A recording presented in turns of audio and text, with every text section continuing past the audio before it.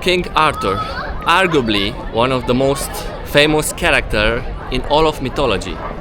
I'm sure many of you have heard at least some of the stories around this character. Whether we're talking about Excalibur, the Holy Grail, Camelot, Lancelot, the Round Table and the Knights of the Round Table, I'm sure you've heard at least some of them. For those of you who don't know, Excalibur was his famous sword, Camelot, his castle, the Holy Grail was the cup from which Jesus drank in the scene of the Last Supper and appears in this legend. The Round Table is famous because it's a circular table where the knights of the King Arthur used to meet. Obviously it's famous because it's circular, and he wanted it this way because he wanted all of them to feel equal. And of course the Knights of the Round Table, which were some of the most legendary knights that fought alongside with him many battles. Some historians say that all of this is fake, while others say that there is some truth in them. And I hope that by the end of this video we will be able to get to some conclusions. Well, the story goes something like this. In the 12th century there was a writer that goes by the name of Chrétien de Troyes. So this writer came up with some writings, and in those writings there is a mythical character that somehow resembles the appearance of King Arthur, this mythological character. However, he never mentioned that his writings are based on a real story.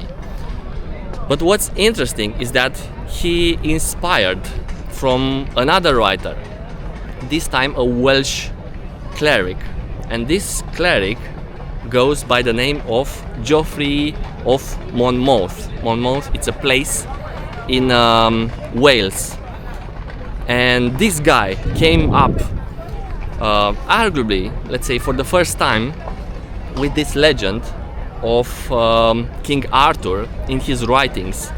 And actually he wrote the history of the kings of Britain. You see this book? In this book, Geoffrey of Monmouth mentioned a lot of stories and a lot of facts and places and names which brought this legend to life, King Arthur. But this time, this writer, this cleric, argued that his writings are based on a real story. With other words, he presented King Arthur as a real historical British king.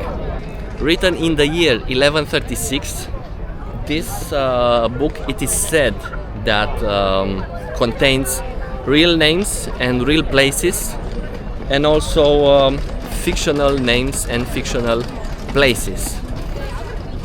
And of course, considering how old is this book, again it was written in 1136, it's very hard to tell which one is which. However, there are some things that are quite obvious. In this book, Geoffrey of Monmouth mentioned that King Arthur at some point conquered half of Europe while he was the King of England. And of course, when you think about it, there is no King of England or Britain that conquered half of Europe. I can think of an example actually. William the Conqueror, for example, or William I, when he was King of England, I think that was in 1066, more or less, let's say 70 to 80 years before Geoffrey of Monmouth wrote this book. So William the Conqueror, when he was King of Britain, he also controlled parts of the territories from France. However, it's far from saying that he controlled half of Europe. Actually, I can give you two more examples. Henry II and Henry V, they were all king of Britain, and both of them at some point during their reign controlled parts of France, parts of Normandy, if I remember correctly. But they never had full control of France, nonetheless half of Europe. So this is just the beginning of our story, but I think you can already see some patterns here.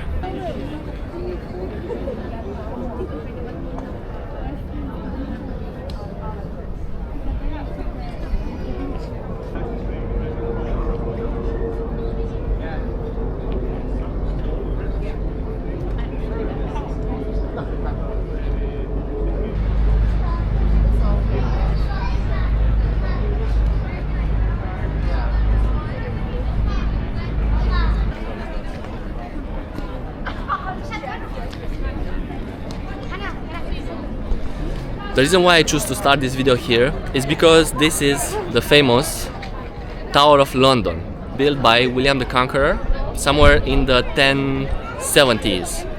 And according to the Welsh mythologies, in the White Tower, which is the oldest part of the Tower of London, the head of a mythical creature or king, I believe it was, his head was buried here. He was a giant, and his name was Bran the Blessed, I believe, if I remember correctly.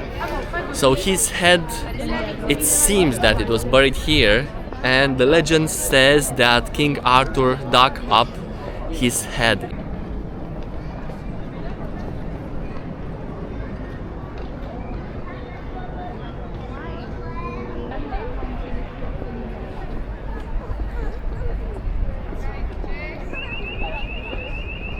But where did Geoffrey of Monmouth inspired from? Where did he take his inspiration from when he wrote this book called The History of the Kings of Britain? This character was already famous in the Welsh mythology. And this might come as a surprise because most of us, including myself, when we think about King Arthur, we think of an English king. Therefore, Geoffrey took this character and he added his own flavor, and this is how he came up with this legend called King Arthur. But who was this popular man called Arthur? Who really was Arthur? Well, to answer this question, I believe it's best to go back, or to try at least, to go back to where this name Arthur first appeared in the British literature. And it seems that there is a poem called Why Gododin, or The Gododin, which is a poem or a series of elegies dedicated to the people who lost their lives in this battle of Gododin, the people of the British kingdom of Gododin. At that time, this was apparently this was a big battle, and in this poem, in this series, it appears that there is a powerful soldier there, probably the most powerful in that army, called Gwardur. So Gwardur with W, of course it's similar with Arthur. However, unfortunately this is not our Arthur. Why? Well, because the Gododin, although it was referring to a battle that took place in the 6th century, this was written in the 13th century. So after Geoffrey of Monmouth wrote his most famous book, The History of the Kings of Britain. So of course, once again, this is not our Arthur. This is not the King Arthur. Just like the Gododin, it appears that there are other manuscripts, or there were, that described battles that took place in the 6th century, where a man called Arthur, or similar names with this one, appears. However, it seems that majority of them were written after this book was published, while others were purely fictional.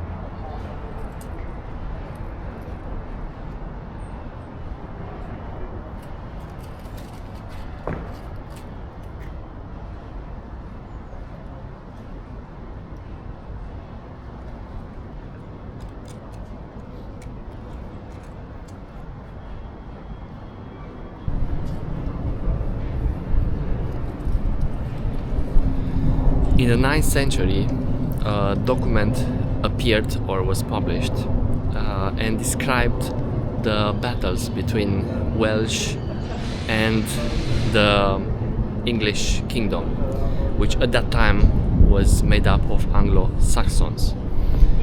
This document was called Historia Brittonum, and basically described a lot of the battles between Welsh and the Anglo-Saxons.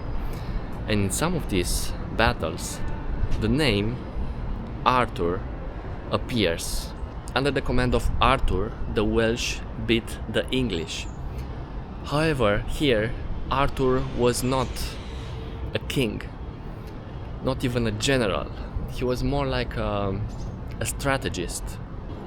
With other words, according to this book, there were 12 battles, and Arthur was the strategist who helped the Welsh beat the Anglo-Saxons.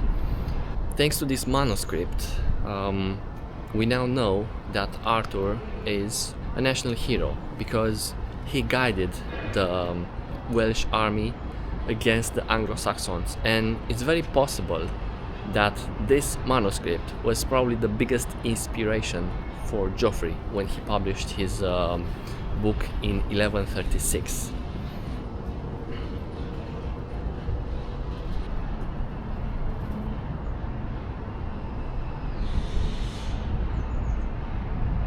I think it's worth mentioning that not even here we have exact details of King Arthur, when he was born, who was his family, and so on. We only know from this manuscript that he was a good strategist.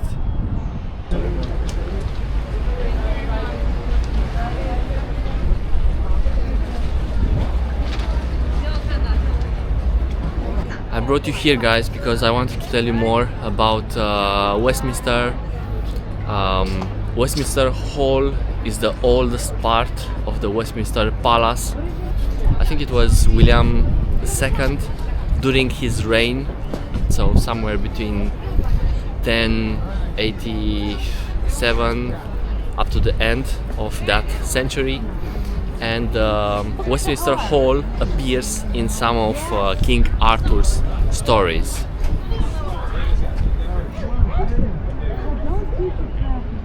Geoffrey of Monmouth takes this legendary or mythical character and gives him new powers in his book.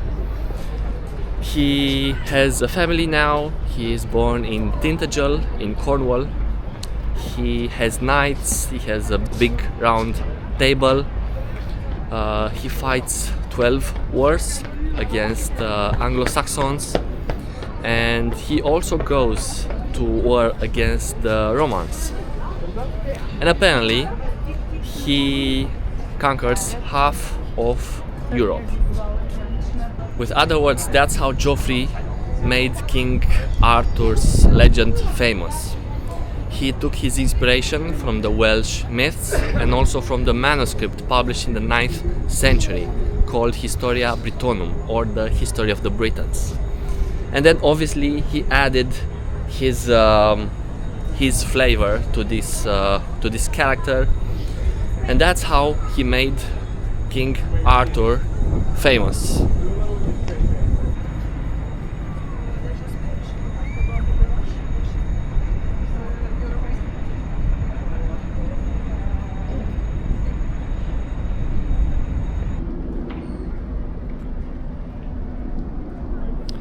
In the end, if we are talking about King Arthur, who are we really talking about? If you are still here, you've probably realized by now that each one of these manuscripts depict Arthur in a different way, based on the times these were written, and also based on who wrote them. In fact, I mentioned previously 12 battles. Apparently he fought 12 battles. Only 3 of them can be accurately located, and only 2 of them have dates. What's interesting about these 2 battles that I've just mentioned is that these are 100 years apart from each other. Therefore, it's impossible for the same person to have fought in both of these 2 battles. In some of them he has no sons, in others he has 3 sons. In some of these manuscripts, Uther Pendragon is his father, while in others he is his knight. Sometimes he is portrayed as a general, a king, a strategist, or just as a brave warrior. And last but not least, the number of his wives is constantly changing. In the end, King Arthur is simply a character based on different stories and adaptations, and the only thing they have in common is Arthur, the name, and nothing else.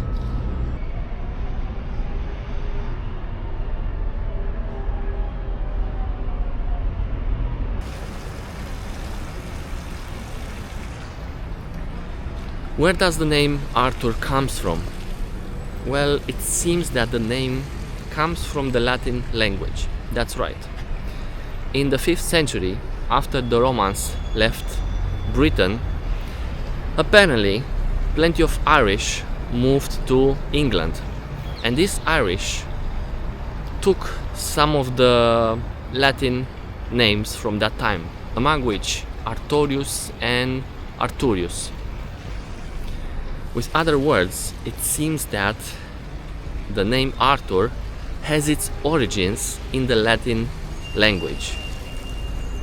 In the end, I hope you are convinced, just like I am now, that King Arthur was not a real person.